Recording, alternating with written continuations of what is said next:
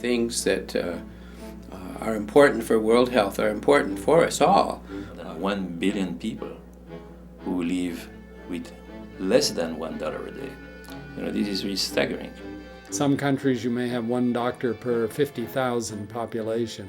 Almost no services at all in rural areas. Where there were open sewers and malnourished children. 3 million people dying of tuberculosis, and 1 million people dying of AIDS, and 1 million people dying of malaria. About 95% of all the tuberculosis patients I see are from overseas. So there are no boundaries anymore. We're just one short flight away from every infectious disease possible. It's not slowing down, it's accelerating. The globalization issues are accelerating. The models that we have tried don't work. I swore to make a difference.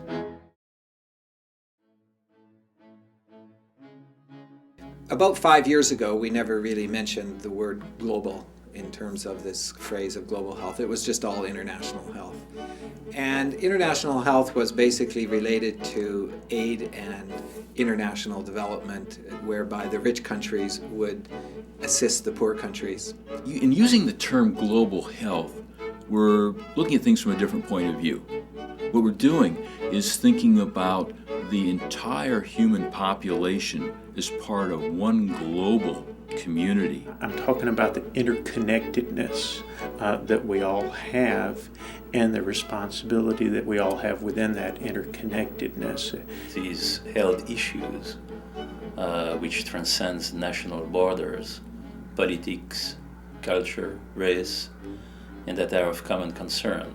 Major sort of global health issue is the inequity, and we can look at global health issues both overseas in other countries but also at home, because we have also many areas of inequity in our societies. You don't have to cross boundaries to find the evidence of poverty and health disparities in populations, and we have it in our own country. And so I think that moving to a concept of global health really says these inequities need to be understood and dealt with regardless of what particular country they exist in.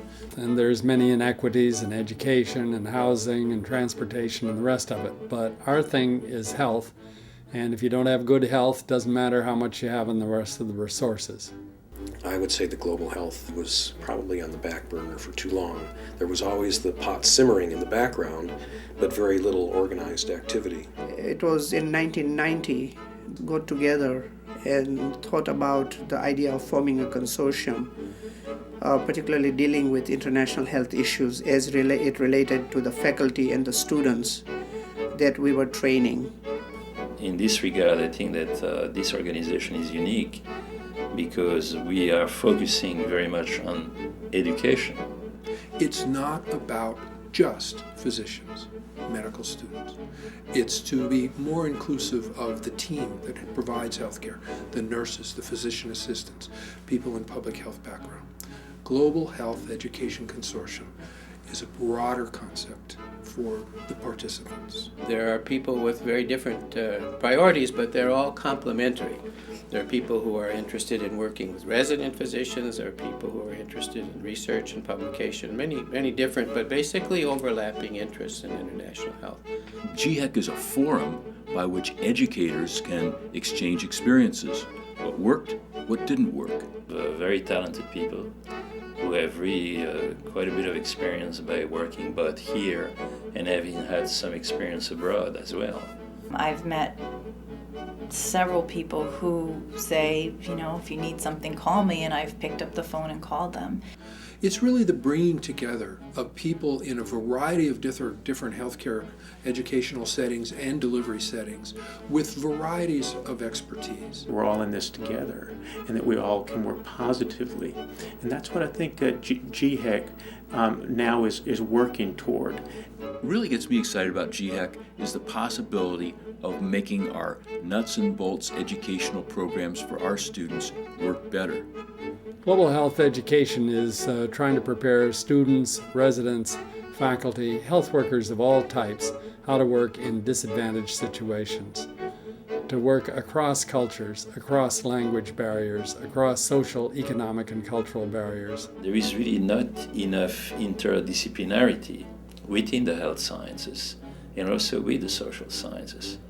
And that mindset needs to change. We need to have more collaboration. It shouldn't be something on the side. It shouldn't be that the students will study anatomy and physiology and something else, and then they'll study global health.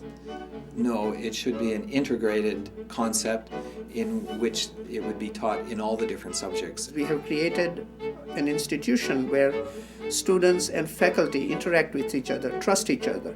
It's a lot of fun working with the students.